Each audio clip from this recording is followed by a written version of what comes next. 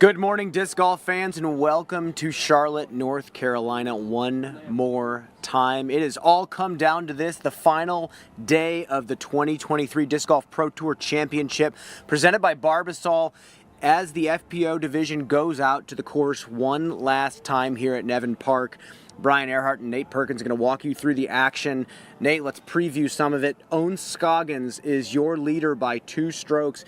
If Owen did not receive any starting strokes, and this was a straight-up 4-round tournament, she would be winning by 11 right now. Wow. She is playing phenomenal right now. Yeah, she's playing the course in a manner that we didn't really expect from this division. Back-to-back 500 pars, Brian. I mean, those are dominant numbers, and I have to touch on the fact that this is going to be Owen's 7th time to play Nevin in competition in the last 2 weeks. I mean, she was the only person on this lead card that played the Carolina Clash, where they played 3 rounds here at a very similar layout. The only difference are the 3 added holes, hole 1, 17, and 18. So Owen's got a leg up there, and she's just having a grand old time. Putter has not touched the ground from circle 1 yet. She's just been rock steady. Yesterday, yet again, 100% C1X putting, 33% from circle 2. And Nate, today, throw the pain out the window. I mean, this is going to be 18 holes of pure adrenaline for Owen Scoggins. She's already been fueling her fire with that throughout the week, but now she has 18 holes to take home $40,000. I mean, this means so much. Is she going to change anything out there? Is there any cleaning up she needs to even do? Well, that's the one question that keeps being tossed around is, like, how do you play safe out here? Can you just, like, let other people make mistakes? And I feel like the answer is no. Like, she can't change anything. She has to continue throwing those destroyers fast on Annie through gaps. That's what's got her these numbers the past 2 rounds. That's what she's going to have to continue to do. There's not really spots at Nevin where you can play safe. There's some putts that you can opt to not go for, like some of those downhill elevated baskets there on 10, but she can't play safe. You have to just continue sending it. That's what she's been doing to get herself this lead. Just 2 bogeys yesterday, none the day before. I mean, she's going to have to, the players behind her are going to need her to fail today for her to not walk home with this. Well, when you talk about playing conservative here at Nevin, playing conservative is playing to your strengths, not necessarily trying to throw the optimal shape on the hole, but just advance with whatever is working for you on that individual day, and I have no doubts that she's going to be doing that in this final round. With that, we did talk to Owen after her 5 under par effort yesterday. Let's take a listen. Today was kind of like quite hard to play because it's rainy, sticky hand here and there, slippery here and there, but I'm very happy with -5. I just asked my husband, he said, you shot -5. I'm like, whoa, let's go. But it's harder for sure today. So it's harder, but you got more birdies. Did you feel like you played better than yesterday? I like yesterday round better because it's clean, I don't have bogey, but today I feel like more like up and down a little bit here and there. And then the ground play was like quite dangerous. I'm a little bit like nervous today, especially my putting. I think I missed the putt here and there because I'm kind of get very nervous. I'm thinking about like, oh my God, this is big tournament. I was almost like pee my pants so many times today.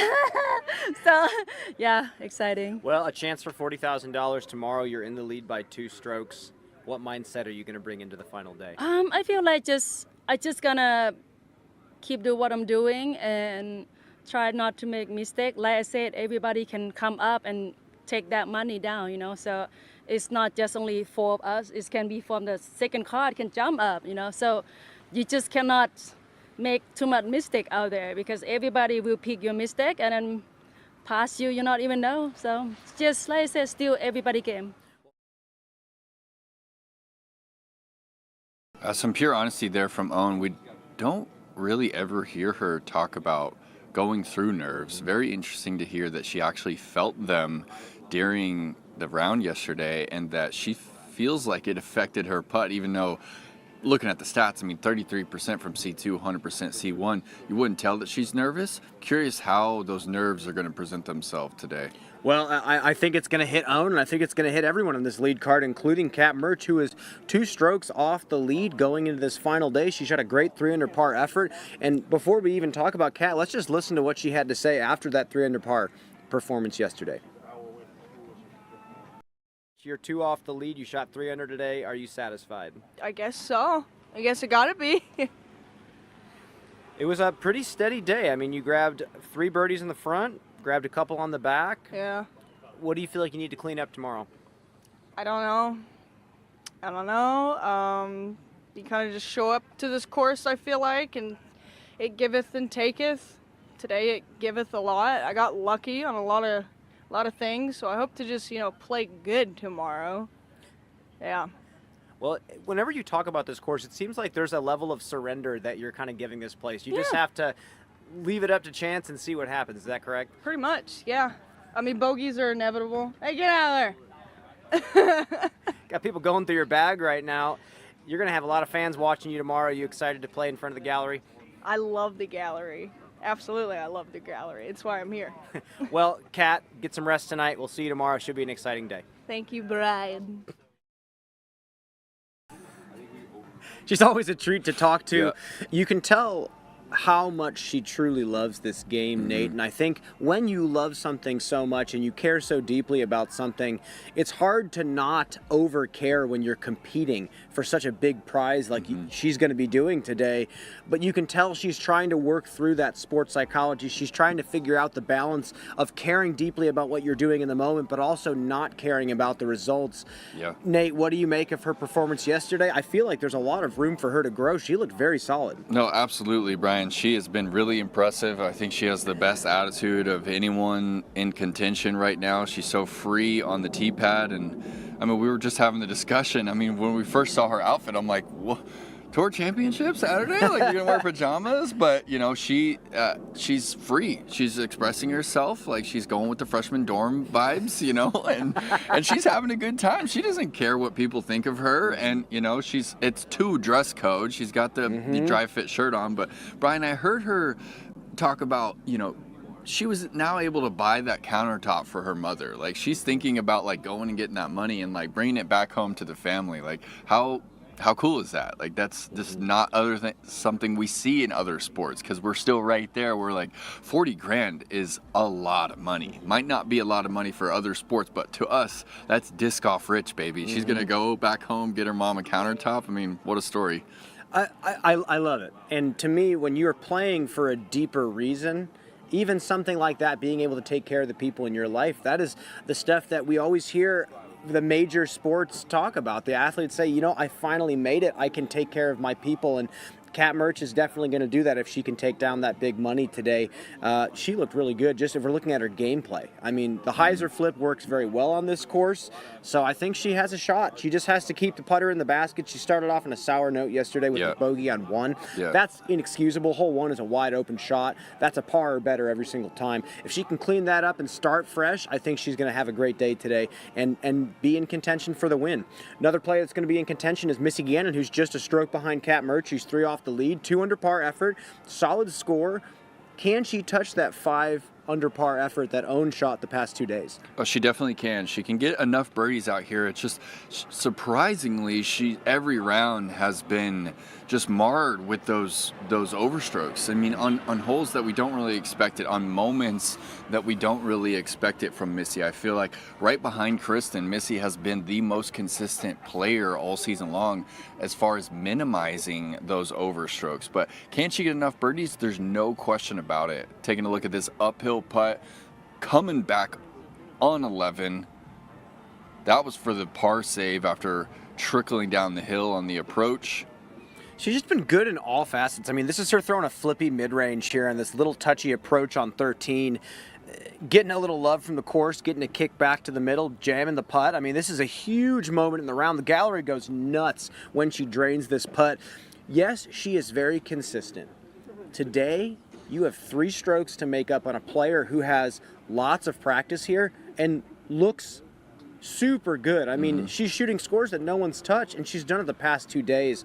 Missy's going to have to show up ready to attack. This is not enough to just maintain out here on the course and manage your scores.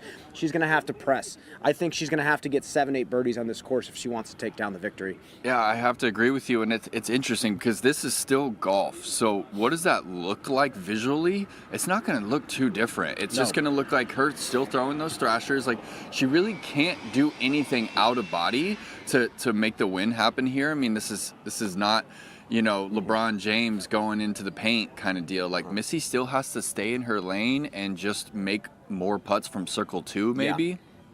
That's pretty much it out here at Nevin. And actually, let's listen to what Missy had to say from her perspective after that 2-under par effort that got her into the finals 3 strokes back. If I can minimize those bogeys and just scramble a little better, the birdies are out there. So I feel good, you know. I didn't really know what the scores were. I just knew that I was under par, and I knew that that's a good thing, good place to be out here. So. It feels like when you play a course as wooded as Nevin, you never seem to find yourself in the same place twice. What are you learning about this track the more you play it? I'm finding out more about, you know, the misses, and, you know, on hole 11 alone, I had to throw like 4 sidearms out of the 6 shots that I threw, or whatever it was, 5 shots, whatever. Pretty crazy, but you know, I'm happy that I at least have some of those utilities in my bag to be able to combat the tough woods out here. Well, tomorrow you have 3 strokes behind own, $40,000 on the line. Where are you taking Tom on vacation for all of his caddy duties if you can take the tournament down? Oh my gosh, I mean, yeah, it would be awesome just to take it down again, you know. I've had the pleasure of doing it in the past, and it's just one of the best feelings in the world. So, yeah, who knows? I'll go wherever, man. Well, Nate, we can't start this final day without talking about Kristen Tatar's round yesterday. I mean, she went 5 under par on the front 9 and then 7 over on the back. Normally, you look at a score like 2 over and say, you know what, people have bad days. That's just, we shouldn't go too deep into it. But it was the way in which the round was shot that was so strange. It felt like a switch was flipped right when she got into hole number 10, and a completely different player came out. I mean, Nate, she looked possessed on the front 9. Every shot was coming out perfect. She threw a couple of 460-foot just laser beams on 5 and 6 with that flippy 11 speed that she's been loving. I mean, we thought she was going to be invincible. I thought she was going to go 10, 11, 12 under par, and then all of the sudden, first available tree multiple times in a row. I mean, what do you make of it? It's the true test of golf. I mean, right there, it's like golf in the woods. I mean, if you hit first available, like, how do you respond? If you hit first available 2 times in a row, 3 times in a row, like Kristen did there on 10, 11, 12, save pars on 10 and 12, but 14, stepping up on the tee pad, the routine was quicker. Her footwork was quicker. It was almost like she knew that she was going to hit the first tree on the left, and she did, and she wasn't able to save par there, double bogeys. The confidence was struck by the misses, and that is why we've been saying that Nevin is such a mental test. But Nate, she looked just unreal. I mean, she stepped up on 12, and I have to give her the credit after the bogey on 11, threw a beautiful shot, but then, just something with, I don't know if it's the alignment of the tee pad or something was just off on this back 9. But my question to you, Nate, let's not dive too deep into her shooting a poor round. Yeah. Can she make up 7 strokes? She can. If anybody can, Kristen Tatar can. We've seen her do it before. We've seen her make comebacks. I mean, she started off the year with an incredible comeback on Ella Hansen with 4 strokes with less holes to play than that.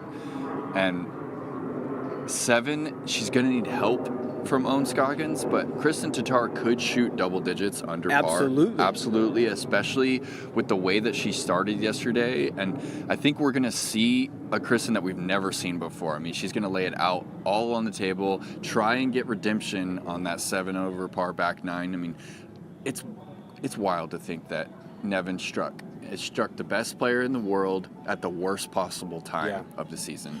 Well, Nate, she's now at the top of the chase card. She has dropped off the lead. This could play to her advantage, maybe kind of flying under the radar a bit. With that, Allie Smith has played her way to the lead card going into this final day of the Tour Championship. What a story. We'll talk a bit more about Allie Smith after this commercial break here.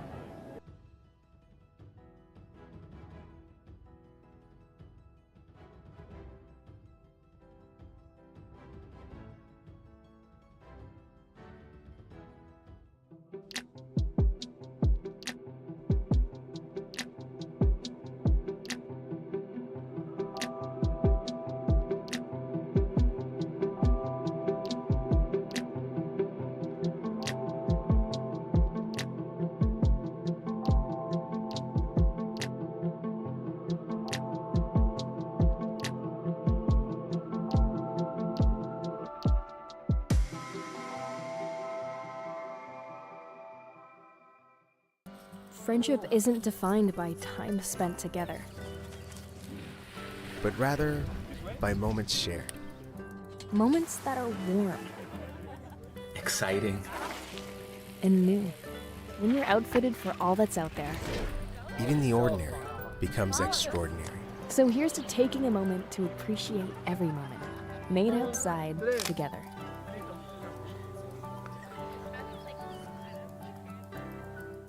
What makes the Halal Guys so deliciously different?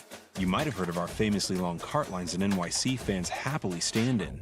Today, with over 100 plus restaurants across the globe, we are your place to experience authentic American halal. Enjoy our delicious falafel, Euro sandwich, platters, and sides topped with our famously flavorful white and hot sauces. Order online today and taste how we make different so delicious. The Halal Guys, bringing something deliciously different to the table. Well, you can catch more pro disc golf coverage here on the Disc Golf Network. Don't miss exciting off-season content like Finding the Line Season 3 featuring Paul Macbeth and White Sox pitcher Dylan Cease. Live coverage of the final round of the National Amateur Disc Golf Tour finale on November 4th, and way more content coming. Use the code CHAMPTC at checkout for 20% off your first month subscription. Scan the QR code or hit the link in the description below to subscribe today and wrap up the 2023 season. With that, a player looking to wrap up their season in style is Allie Smith. Before we talk about Allie Smith, we got to talk about Jeff Spring. Jeff, I have Jeff Spring with the Disc Golf Pro Tour here. What an event, what a season. Talk about how you're feeling this week. How's the tournament going so far? I'm feeling great. You know, the disc golf that we're seeing here is the highest level of the season, I think, in a lot of respects. Seeing what the players are able to do on this incredibly difficult track has been thrilling. I can't wait to see how it ends. I think could come down to the last putt. So, you know, I want to keep going, but we're going to take a break and come back in 2024 with an exciting slate of events. We used a new format this week. Yeah. And a lot of people are saying that they like it. I want to ask you, from your perspective, viewing the action this week, what are your thoughts? I think it's gone great. It's done a lot of what we wanted. You know, a lot of the top players are saying, you know, they wanted to play all the rounds. The momentum factor is important. The starting strokes definitely gave those that battled all year an advantage. And we've had very exciting rounds almost every day. So we've checked a lot of our goals off, and you know, we'll go back to the off season and say, you know, are we going to return with this exact format? Are there any tweaks? But I could say, you know, that we've reached a lot of our goals, and I expect it mainly to return. Lots of exciting things to look forward to in the future, but right now, Allie Smith has played her way to the lead card of the Tour Championship. What a story. Let's take a look at some action from Allie Smith's round yesterday. Playing so solid, starting a little bit slow, 1 over par through the first 5, gets the birdie on 6. 1 over par, not going to take down the victory, but a chance if she can put together a bunch of birdies today. Nate, talk about what she's going to have to do out there. I mean, these touch forehands, really impressive. Forehand's not really her forte, but she brought it to play here at Nevin. The pitch putt, though, I love watching Allie putt. I think she's the most exaggerated pitch putter in the FPO division. Kind of reminds me of an Andrew Marweed style delivery right there. And that approach on 18, that putt right there is what got her onto this lead card eventually. And Brian, there's moments where the player has already won. I mean, this is a career moment for Allie Smith. Of course, she won back at Kansas City at her hometown where she ran cross country. That's one of our top moments of the season for sure. But this right here is one of her career moments. I mean, she's playing for $40K. She's not out of it by any means whatsoever. And this is the biggest stage of the year. And she's one of 4 players to be on this feature card. Well, we could talk about Allie Smith all day and what an exciting moment this is for her, but we also have to talk about the local, Haley King. She lives just down the road from Nevin Park. She has experience playing these courses just for fun. She's well off the lead, not a great round yesterday, 2 over par, kind of struggled late. She's 7 strokes off the lead, just like Owen Scoggins. Kind of scary having 2 players like that know they have to go foot on the gas the entire round to take down the victory. What do you make of Haley King? Yeah, she just got bit yesterday late. I mean, she was in the game. That string of bogeys, 4, 5, and 6, obviously not what she was looking for, but she was 2 under going into the last 2 holes. I mean, she goes birdie there. She's 1 off the lead. So massive bite there at the end of the round, Brian. Single bogey on 17, acceptable, but just like Tatar, she got bit on hole 18, and that's not even this first or second 8 that we've seen this weekend. I mean, we saw a 9 from Weiss. Like, 18 has the potential to you could tin cup it. You could be in a bad spot, go for the green, miss it, have to rethrow with the stroke penalty. Like, we haven't seen too many people finish their round clean out here at Nevin. And go ahead. Well, yeah, Nate, what I really want to zoom in on, though, I mean, we can't speculate anymore. Haley King's going to have to shoot an absolute heater if she wants to win this title. She can. Her and Kristen both are capable of shooting double digits out here. They've proven it time and time again throughout the entire season. But let's zoom in on hole number 17 and 18. I mean, Nate, 17 averaged a 4.38 yesterday. Not terrible, but still very daunting. Yeah. Hole 18 averaged an entire stroke over par. Let's zoom in on 17, though. Yep. Why is it averaging over par? Right here. This gap off the tee, it's not enough to just hit it with a putter mid-range. You have to hit it with intention and power. Nate, talk us through the hole. Well, the gap is 100 feet in front of the tee pad. Normally the gap's that difficult. They're a little closer to the tee pad, so anytime it's later in the flight, it's more difficult. You don't get a wind read out there. Day 1, we saw a lot of people hit the gap, but then their disc got bled out of bounds because that crosswind was just pushing them. Ideally, you want to get the disc up to that 400-foot range because of where they've put this pin. So you have this point where you can decide to lay up there. We're flying over the out of bounds right now. And then there's like an island. Okay, so the island is ideally 350 away from the ideal landing zone. So if you go, 350 to 400 off the tee, that's what you're looking for into the green. And then you don't have a ton of space, maybe 15 feet deep of this basket. There's out of bounds, 30 feet left, 30 feet right. It's been giving players a lot of trouble. Most of the time, players are throwing at this pin blind. They can't quite see the band. And then, Nate, we go into 18 after 17, which is averaging a full stroke over par. 6 even yesterday. Let's walk through this just incredibly daunting finishing hole that's given players fits throughout the entire week. Well, I believe that makes it the single hardest hole of the entire season. And again, you have this series of tight gaps. It's probably 12 feet across at the skinniest. And it's a unique shape, right? The forehand gets you out the gap, but it doesn't really put you in a great position. Ideal shot is a backhand, slight bit of ante that kind of drifts toward that OB and then hooks up late. Hopefully you get it out to that 400-foot mark. Then you're trying to cut across this out of bounds. Where we see a lot of people fail, Brian, of course, that second shot, they're finding some OB. A lot of players are headed into that wood line left because it's safe. But what we've seen is that just forces them to pitch out, and then they're left with like 250 to 300 into this pin, which is surrounded by OB.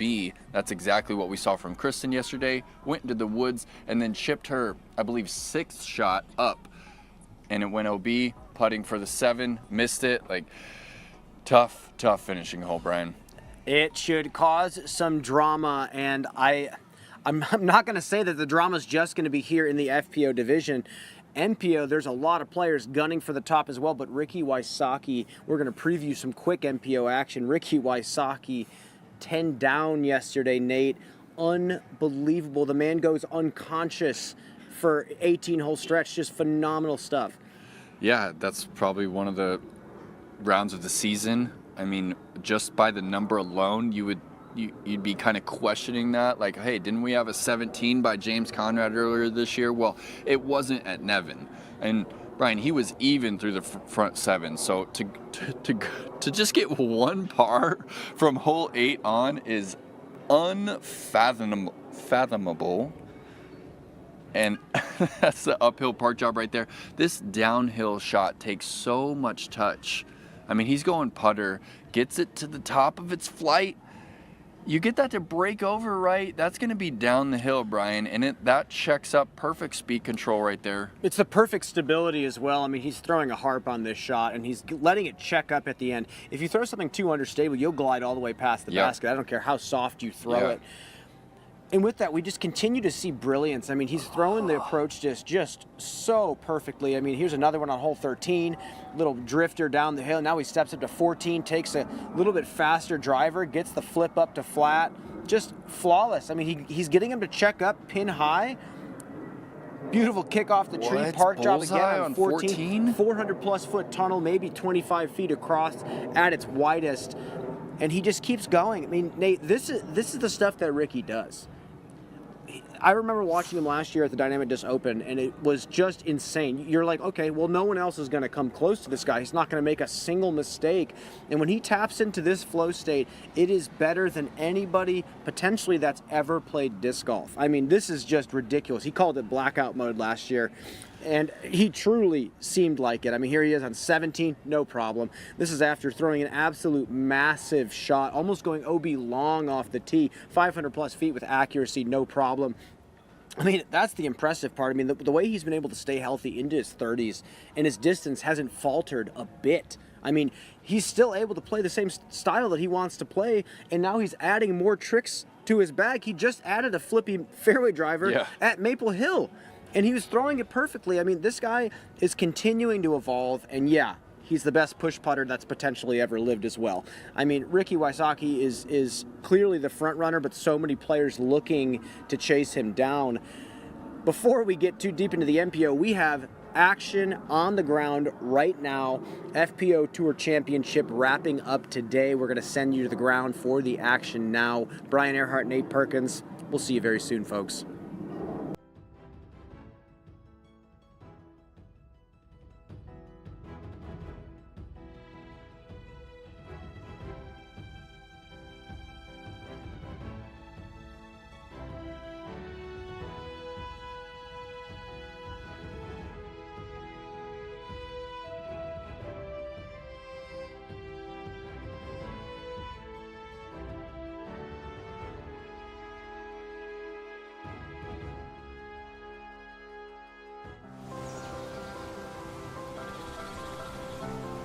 We are the Disc Golf Pro Tour.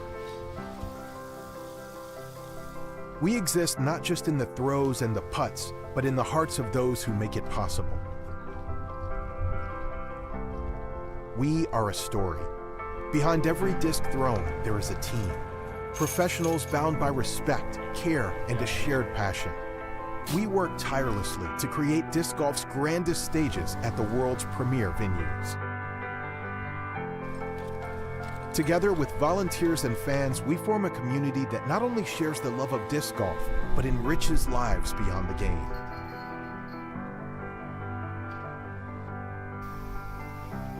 It's our goal to continually evolve professional rules, benchmarks, and experiences to ensure the highest level of play.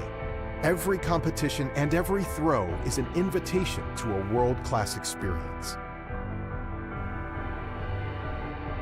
This is who we are. This is our story. Welcome to the Disc Golf Pro Tour.